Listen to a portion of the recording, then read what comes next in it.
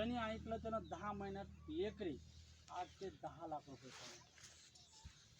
100% उत्पन्न आलं. सगळ्यात पहिली गोष्ट तुम्हाला अति घनदाट लागवड करायची. जगाची लोकसंख्या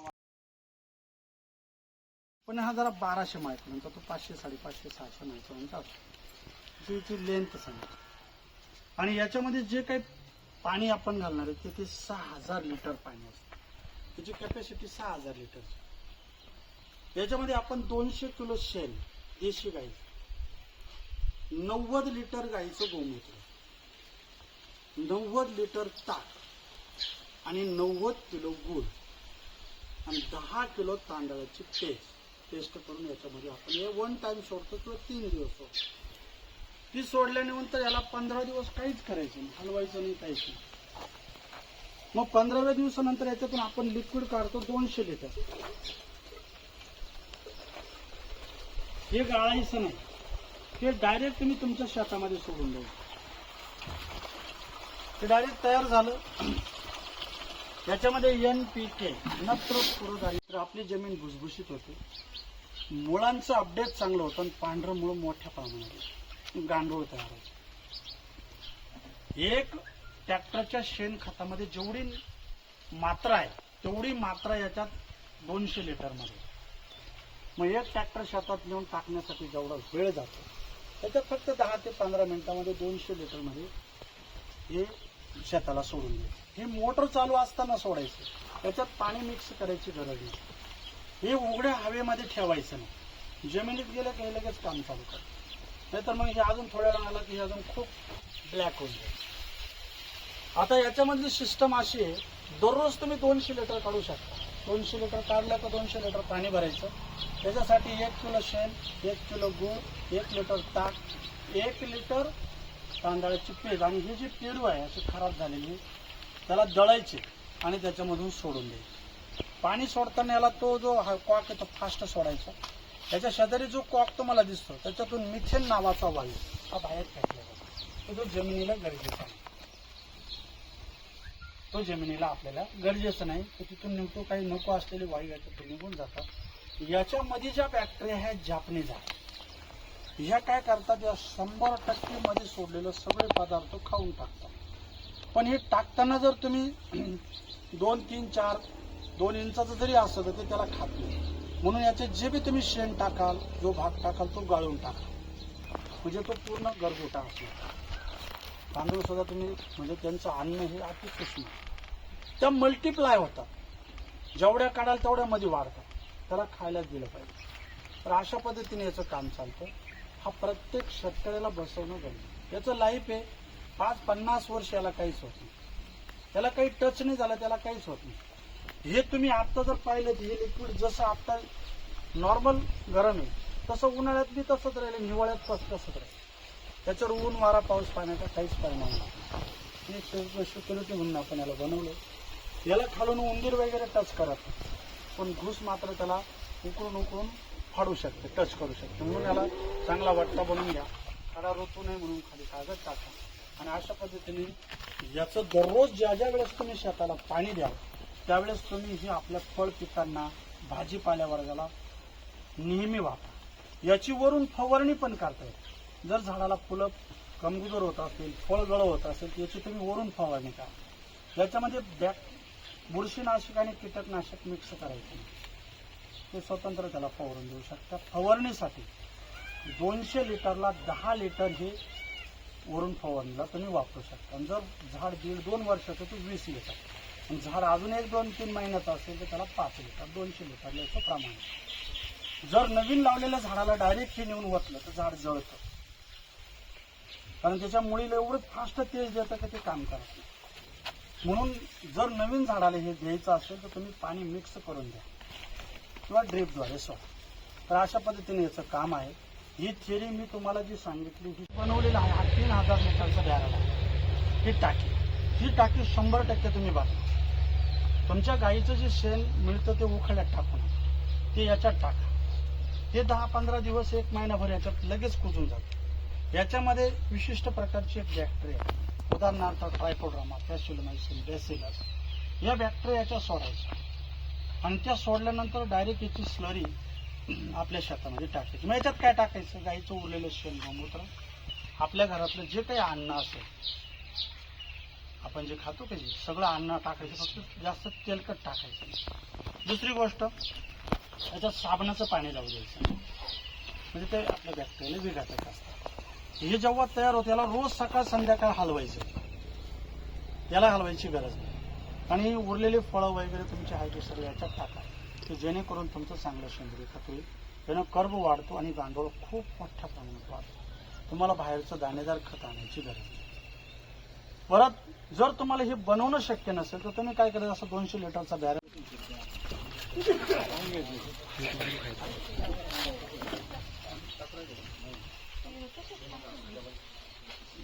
तुम्हाला इथं काय सांगायचं, 2-2 फुटावर गांगुडे मॅडम कात्री आणि खुरपा दोन्ही पण घेऊन.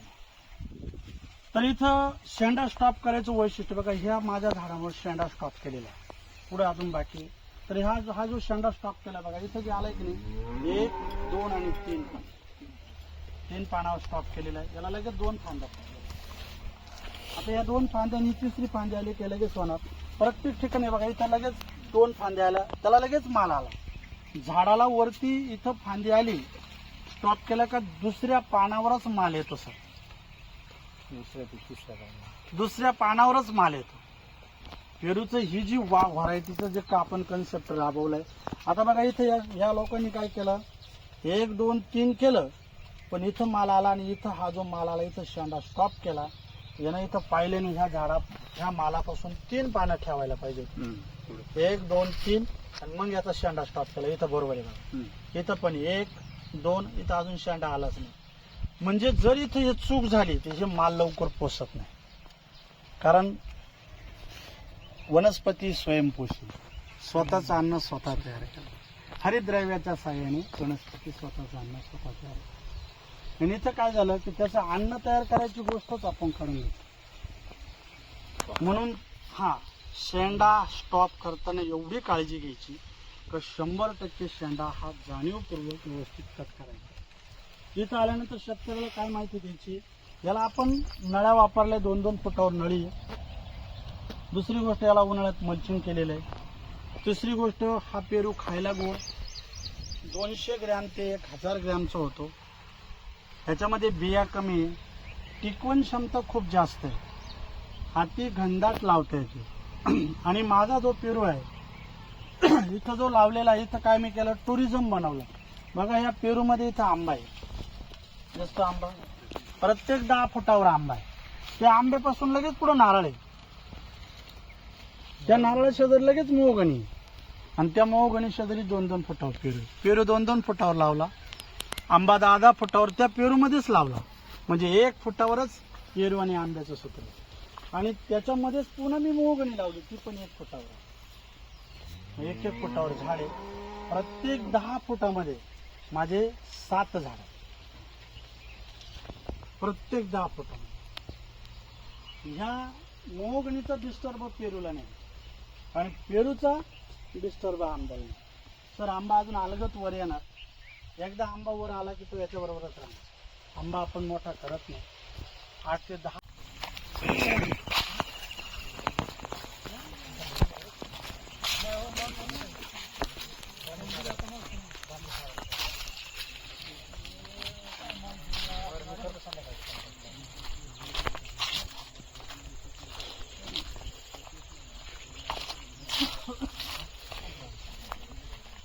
लावलेले. हा 1 शेजारी 2 लगेच लोकांना स्पष्ट दिसतो. तर हा आंबा आपण इथं कट करणार नाही. तर ह्या आंब्याला आपण काय करणार आहे, पूर्णपणे अशी छत्री बनवणार आहे. पण तुम्ही जे 3-3 फुटावर आंबे लावले ते 2 महिन्याचे झाले की याला लगेच कट करायचा. तो कट कसा करायचा, याच्यापासून इथला पुढचा डोळ आहे तिथे याला कट मारायचा. बरेचसे लोक आंब्याची कटिंग विचारतात. नारायणगावला कोण कोण होतं, तिथं मी आंब्याची कटिंग करून दाखवली. डायरेक्ट आंब्याची लाईव्ह कटिंग. केशर आंब्याची कशी कटिंग करायची आणि झेन आंब्याची कशी कटिंग करायची, हे 2 प्रकार वेगवेगळे सर. तुम्ही झेन पण लावलाय आणि हा पण लावलाय. तुम्ही आता सगळे झेन आंबे लावणार आहे. तुमचा झेन आंबा कट करायला मी स्वतः येईल. पहिले 1, 2, 3 झाडं तुम्हाला स्वतः प्रॅक्टिकल करून दाखव.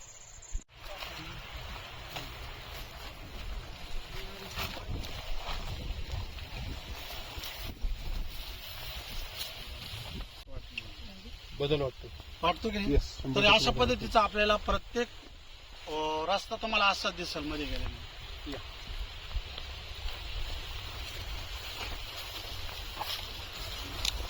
मध्ये जाऊन बसायचं. बघा ही जी फांदी आहे, इथं फांदी दिसते तुम्हाला, हिच्यावर माल आहे. पण त्या कामगारानं काय केलं, हिला 3-5 पानावर छाटलं, इथं पण छाटलं. ही नर काढी. कशी ओळखायची? हिला मालच नाही सर. मग हिला काय करायला पाहिजे बघा, 1, 2 आणि 3 हिला मी छाटलं. म्हणजे काय झालं, इथली जागा मोकळी झाली. बघा इथं एक माल आहे, 1, 2, 3 त्यानं बरोबर छाटलं. आता त्यानं छाटताना काय केलं बघा, 1, 2, 3 ही इथं छाटायला पाहिजे होतं, पण त्यानं छाटलं इथं वर.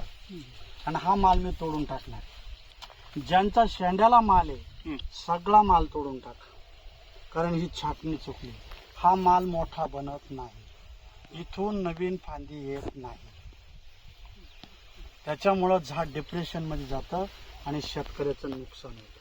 काय होतं, इथं मी छाटलं तेव्हा याला लगेच नवीन माल आला, दुसऱ्या पानानंतर लगेच तिसऱ्या पानाला. प्रत्येक फांदीला माल आहे, पण जिला माल नाही ती फांदी कमी केली. बघा इथं फांदी कमी केली, ही फांदी कमी केली, याला लगेच माल येणार आहे. आता काय झालं बघा, ह्या झाडावर या फांदीला माल आहे, हिला पण माल आहे, हिला माल आहे, हिला माल आहे, ह्या सगळ्या मालाच्या काड्या आहे. आता इथं खाली हिला माल नाही, बुडापासून मी काढली. मग मी काय करणार माहितीये का, 12 वर्ष नको असलेली फक्त फांदी काढणार. 12 वर्ष नको असलेली फांदी काढणार. सर याच्यामध्ये एक प्रश्न, जर समजा माल येतोय आणि पेरूवरती चाललाय, येतोय मिळतोय माल, आणि मग ती काडीवरती जाणार, मग ती हे होतच नाही. नर आणि मादी असल्याशिवाय त्या झाडाला मालच येत. हा प्रश्न चुकीचा नाही साहेब, त्यांच्या प्रश्नाचं उत्तरच असं का 100% झाडावर माल येतच नाही. काही फांद्या ह्या अशाच असतात की त्या तुम्हाला काढून टाकायच्या, म्हणजे तुमचं आपोआप झाड मोकळं होणार. समजा सगळ्याच झाडाला फांदीला माल आला तर काढायची कोणती? नाही, तो प्रश्न नव्हता. समजा एखादी फांदी खालून वरती आलेली, तिला माल आलाय, आपण तिला 3 पानावर छाटणी घेतली, माल आला, पुन्हा माल आला, छाटणी घेतली, माल आला, ती वरतीच चालली. हाईट साठी झाड वाढलं असं म्हणायचं त्यांना. हा हे होतच नाही झाडाचे थोडे.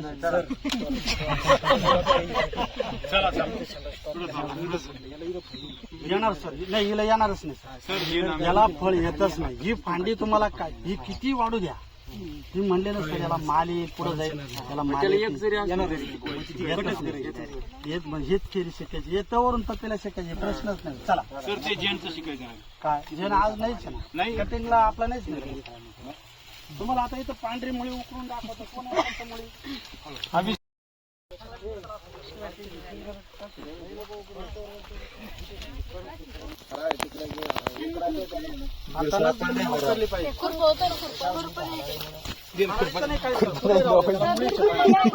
असं खसा खसा उकरायचं नाही, ही मुळी अशी उकरायची, याला समोर असं अलगद चालू द्यायचं. बघा या झाडावरल्या सगळ्या मुळ्या मेलेल्या आहेत.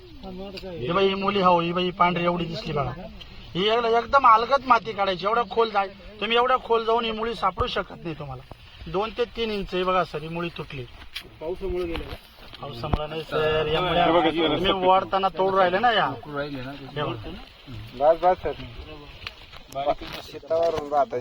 हो. एक लक्ष द्या बघा, ही जी पांढरी मुळी एकदम वरच्यावर आहे, या पांढऱ्या मुळीला हे म्हणून या झाडामध्ये आता या झाडाची मुळी थांबलेली. या झाडाची मुळी का थांबली की दररोज कंटिन्यू पाऊस येत होता. ही मुळी थांबल्यामुळं आपण याला लगेच 10 लिटर ॲसिलोमायसिन आणि 10 लिटर ट्रायकोड्रामा 2 दिवसापूर्वी दिली. लगेच ही मुळी चालू झाली. या झाडावरची मुळी नुसतं झाड लांबून पाहिलं, जसं काही डॉक्टर लोक पेशंट पाहिले तो त्याला काय बिमारी, मनाची बिमारी का शरीराची बिमारी, ते पाहिल्यावर ओळखतात. तसं या झाडाला पाहिल्याबरोबर तुम्हाला ओळखता आलं पाहिजे. झाडाचा जर शेंडा स्टॉप असला तर 100% सगळ्या मुळ्या मेलेल्या. तुम्ही उकरून पहा त्या काळ्याची, उकरताना ह्या खुरपं जी आहे, या खुरप्याचं एवढं स्टोक फक्त जमिनीत घालायचं. तुम्ही जर याला एवढं घातलं तर ती मुळी तेव्हाच तुम्ही झाडाची मुळी ही 1 ते 5 इंच 2 ते 5 इंच म्हणून आणि ते झाडाच्या जवळ जाऊनच तुम्हाला उकरायचं. 2 फुटावर तुमची नळी असते आणि प्रश्न विचारला 2 फुटावर. तर ह्या झाडाची मुळी 2 फुटावर आहे, पण ती किती हितभर खोल आहे. तुम्ही खत हितभर घातलंय आणि तिथं जाऊन ती काम करते, तर तिथं ती सापडत नाही. कारण इथली मुळी मेली. जेव्हा हे झाड एकदम बहरदार होतं तेव्हा ही 2 फुटावर नळी मुळी होती.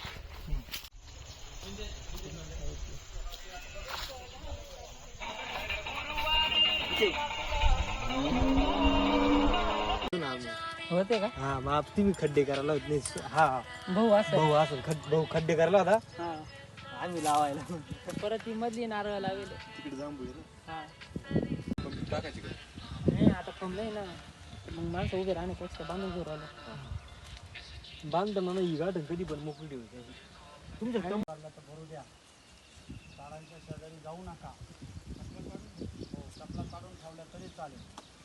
या सर पटापट पुढे जाऊया, आपल्याकडे वेळ कमी आहे. या. तर या पुढे या. तुम्ही जे नवीन आहे त्या तुमच्या बाकीच्या लोकांच्या कार्यशाळा